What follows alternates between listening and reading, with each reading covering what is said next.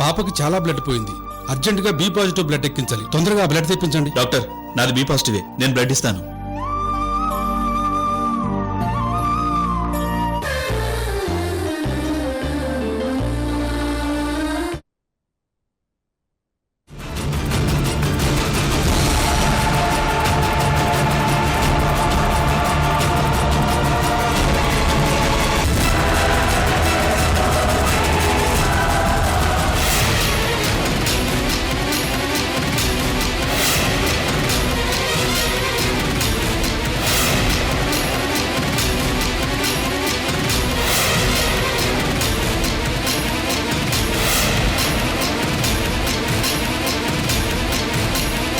ఆగో, లోపలికి వెళ్ళడానికి వీల్లేదు. అలా చెప్పడానికి మీరెవరు? ఇది మా డాడీ ఇల్లు. ఇది ఠాగూర్ గారి ఆర్డర్. మీరు లోపలికి వెళ్ళడానికి వీల్లేదు. ఏయ్, నేను ఆర్డర్ వేస్తున్నాను. మర్యాదగా ముందు తప్పుకోండి. వీలు కాదు, మేం తప్పుకోం.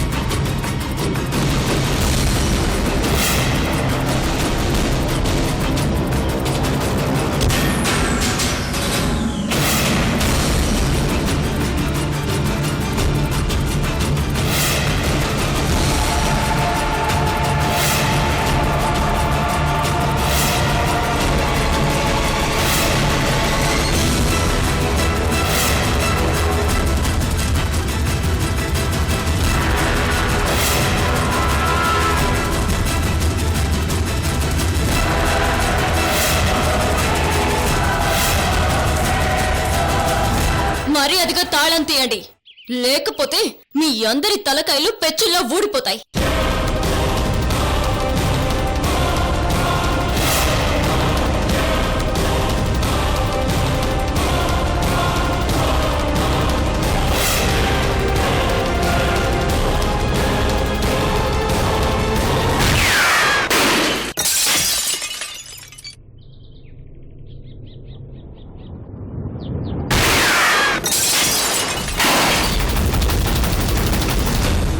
తాళం తీస్తారో కాల్చి పారేయమంటారా?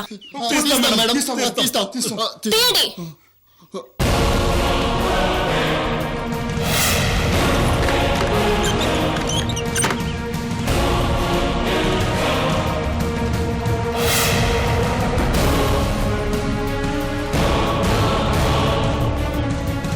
పోండి, ముందు మీరు ఇక్కడి నుంచి పోండి.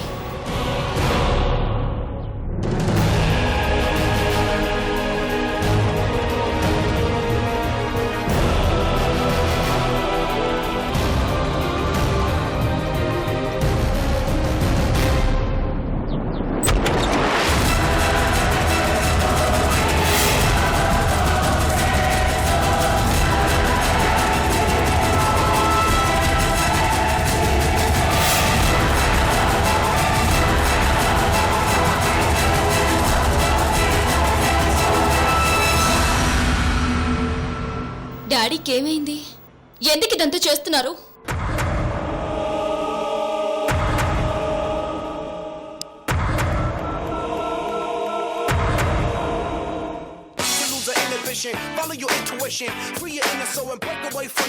ఠాగూర్ గారి సెల్లికి అలేఖ్య నుంచి ఫోన్ వస్తే కట్ చేయమని చెప్పారు. ఫోన్ చేస్తే కట్ చేశారేంటి?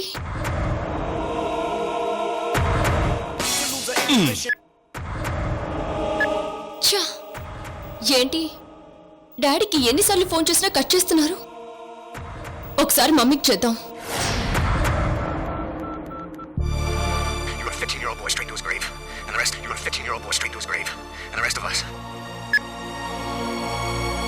డాడీకి ఫోన్ చేస్తే కట్ చేస్తున్నారు. అమ్మ ఫోన్ ఏమో స్విచ్ ఆఫ్ అని వస్తుంది. అసలేమైంది? ఎందుకు ఇలా చేస్తున్నారు?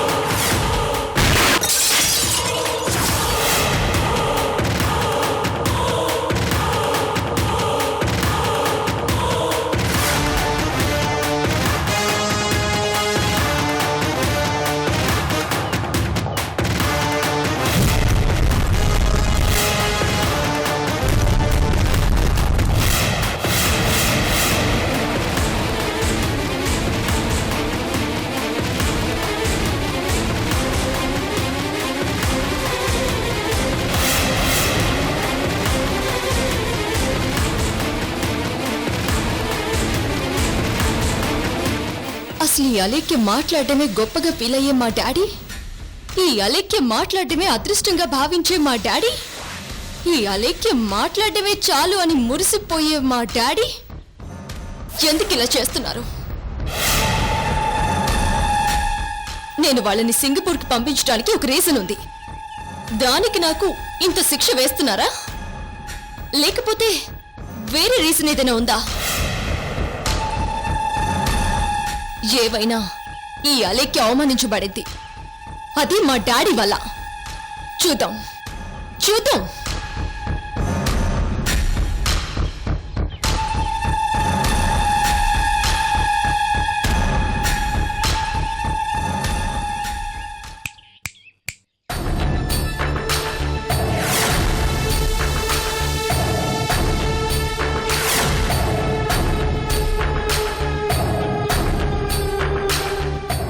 వేసుకోండి, తాళాలు వేసుకోండి, బాగా కాపలా కాసుకోండి. వెళ్ళండి. అలాగే మేడం.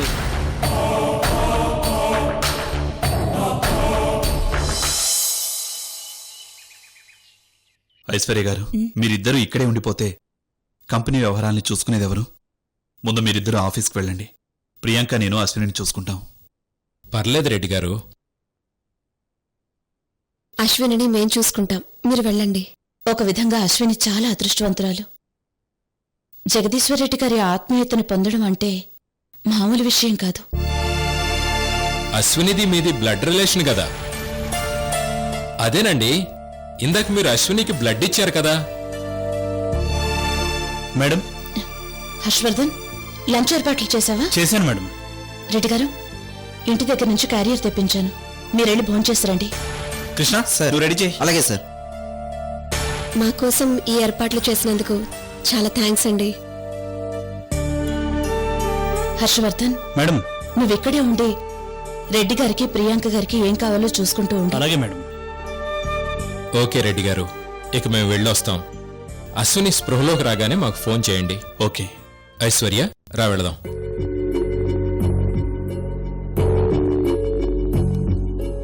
వెళ్ళొస్తామండి. సరే.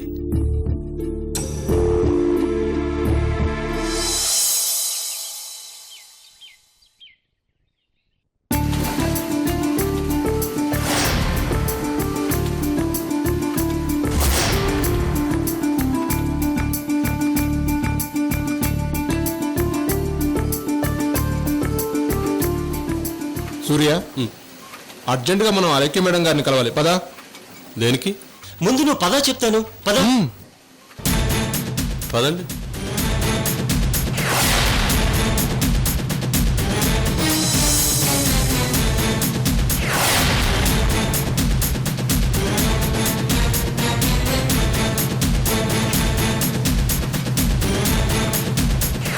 ఆనంద్, మేడం గారి దగ్గరికి వెళ్దాం. పదా. దేనికి?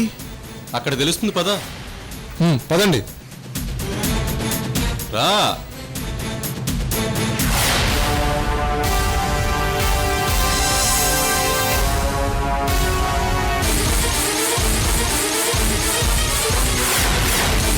బావా, బావా, ఏం జరిగింది? నాకు మాత్రం ఏం తెలుసు బావా. వెళ్తున్నాగా బా, చూద్దాం.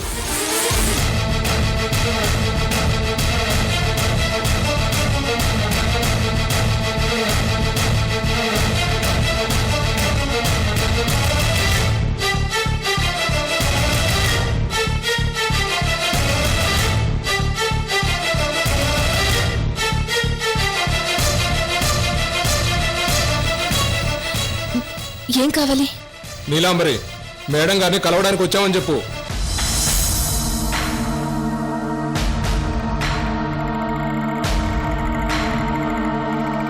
మేడం గారు క్యాబిన్లో లేరు. అబద్ధాలు ఆడకు. మేడం గారు లోపలే ఉన్నారని తెలుసు. ఈ అలేఖ్య గ్రూప్ ఆఫ్ ఇండస్ట్రీస్ లో దేశంలో అన్ని బ్రాంచుల్లో పనిచేస్తున్న మొత్తం 2000 మంది వర్కర్స్ తరపున మేమంతా ప్రతినిధులుగా ఇక్కడికి వచ్చాం. మేడం గారు బయటకు వస్తారో లేక మమ్మల్ని లోపలికి రమ్మంటారో వెళ్ళి కనుక్కో. లేరని చెప్తున్నాను కదా. మేడం గారు డిస్పాచ్ సెక్షన్ లోకి వెళ్లారు.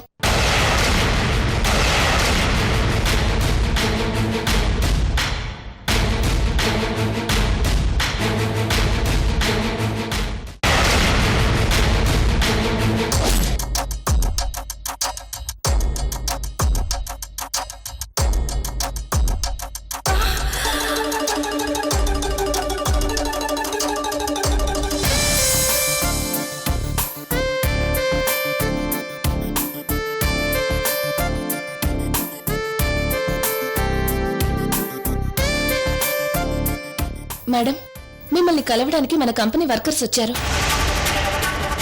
వాళ్ళ వాలకం చూస్తుంటే వాళ్ళు స్ట్రైక్ చేయడానికి వచ్చినట్టున్నారు.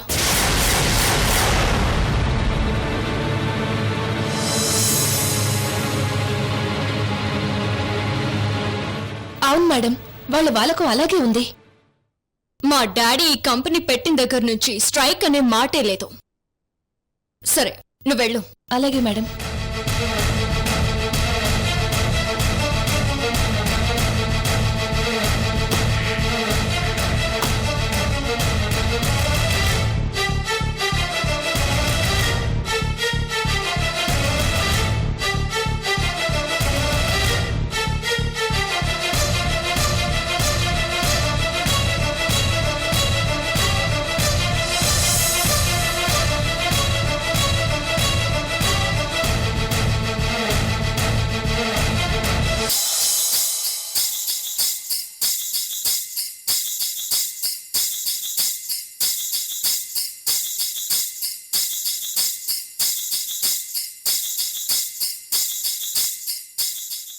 ఏంటి విషయం? అందరూ కట్టగట్టుకుని ఒకేసారి వచ్చారు. మేడం, మన కంపెనీలో పనిచేస్తున్న 2,000 మంది వర్కర్స్ తరపున మేము స్ట్రైక్ చేస్తున్నామని చెప్పడానికి వచ్చాం మేడం.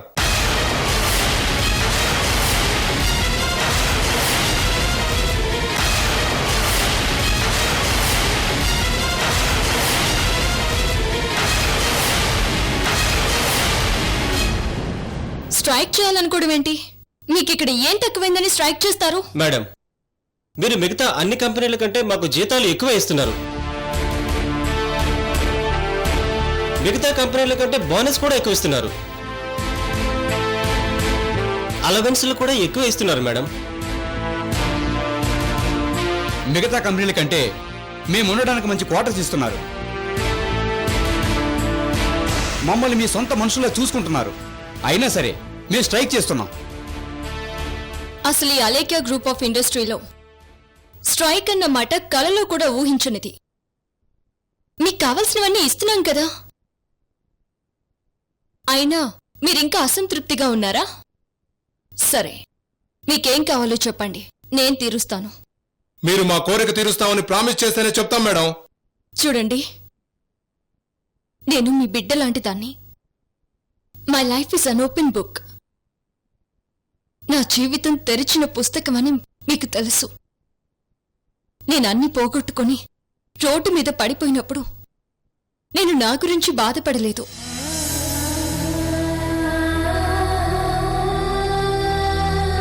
ఈ సంస్థ ఏమైపోతుందో, మీరేమైపోతారోనని బాధపడ్డాను.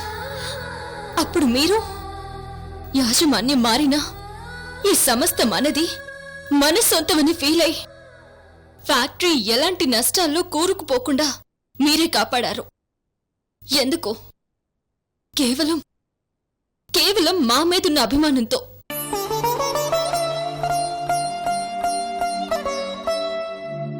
తండ్రికిచ్చిన మాట కోసం శ్రీరాముడు రాజ్యాన్ని వదిలి అడవికి వెళ్తుంటే అయోధ్య అంతా రాముడి వెంట నడిచిందంట.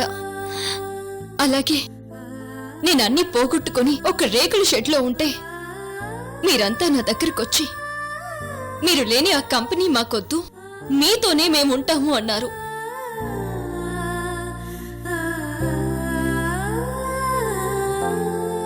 అప్పుడు మీరు నా గురించి పడ్డ బాధ కన్నా అన్నం పెట్టే తల్లి లాంటి అలేఖ్య కంపెనీని వదిలేస్తున్నారని నేను ఎక్కువ బాధపడ్డాను.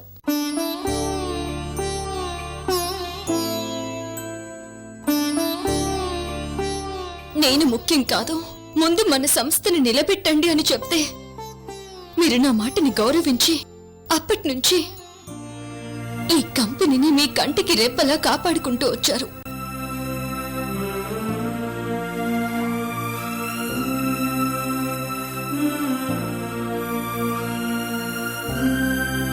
మళ్ళీ నేను ఈ కంపెనీని నా చేతుల్లోకి తీసుకోవడానికి కారణం మీరే.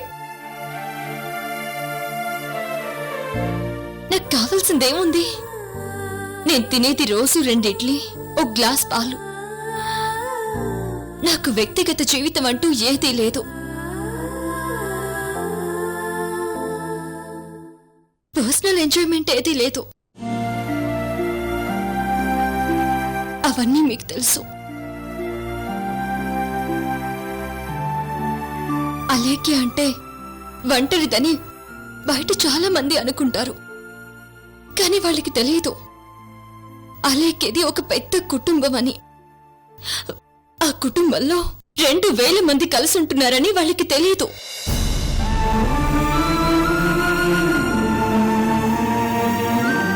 ఆ 2000 మందిలో ఏ ఒక్కరి మనసు బాధపడినా ఈ అలేఖ్య తట్టుకోలేదు. మీకు నాకు మధ్య ఉన్న అనుబంధం అటువంటిది.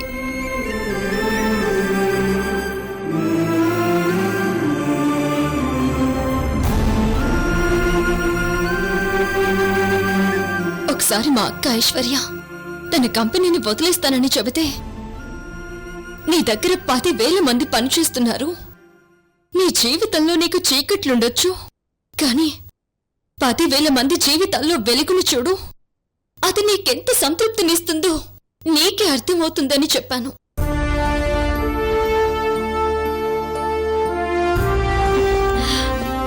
మీకిప్పుడేం కావాలో చెప్పండి.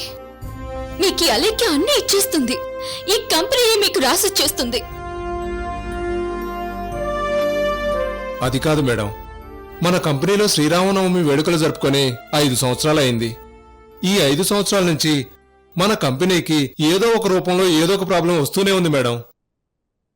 లాభాలున్నా సరే మా అలేఖ్య మేడం గారి ముఖంలో ఏదో అసంతృప్తి కనబడుతుంది. మీరెప్పుడూ నవ్వుతూ ఉంటేనే మా అందరికీ ఆనందం మేడం.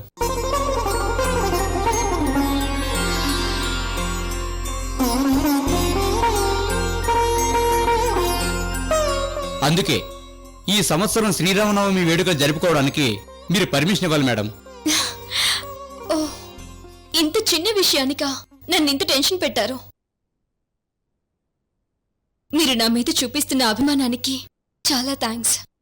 అదే నాకు కొండంత బలం. మీరనుకున్నట్టుగానే ఈ సంవత్సరం మన కంపెనీ కళ్యాణ మండపంలోనే ఆ కోదండరాముడి కళ్యాణం జరిపిద్దాం. దానికేమేం కావాలో మన మేనేజర్ మాధవరావు గారికి చెప్పండి, అన్ని ఏర్పాటు చేస్తారు.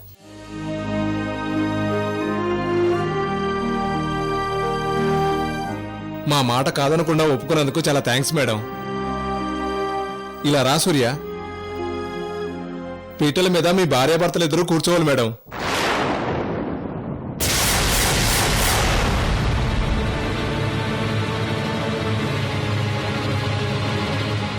నో, అది జరగని పని. మేడం గారు మా కోరిక నెరవేరుస్తానని ప్రామిస్ చేశారు. అలేఖ్య మేడం గారు మాట అంటే మాట, మాట మాత్రం తప్పరు. మేడం, దీంతో నాకు ఎటువంటి సంబంధం లేదు. వీళ్ళు రమ్మన్నారు, వచ్చాను, అంతే. నన్ను కూడా వీళ్ళు రమ్మన్నారు, వచ్చాను, అంతే. ఏమయ్యా చెప్పరేమయ్య బాబు? చెప్పండి. మీకే మీరు వెళ్ళిపోతారు, ఆ తర్వాత మాకే పేలిపోయేది. మేడం, సూర్య గారికి గాని ఆనంద్ గారికి గాని ఈ విషయం గురించి తెలియదు. అమ్మయ్యా, మా అంతటా మేమే మా మేడం గారి శుభం కోరి మీరు జీవితాంతం సుఖ సంతోషాలతో ఉండాలని ఈ నిర్ణయం తీసుకున్నాం. ఈ విషయంలో మేము కాస్త అతిగా ప్రవర్తించుంటే మమ్మల్ని క్షమించండి మేడం.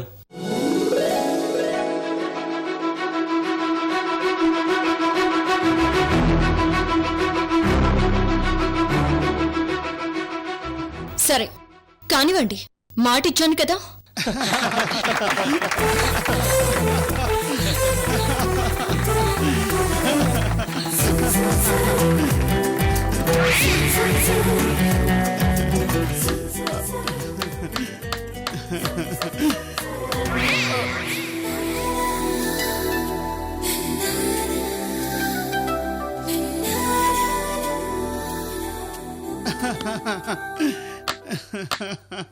ఏంటయ్యా ఇది? మీరందరూ కలిసి నన్ను ఇరికించేశారు. మాకేం తెలుసు, ఇదిగో అంతా ఈయనే చేశారు. పదండి.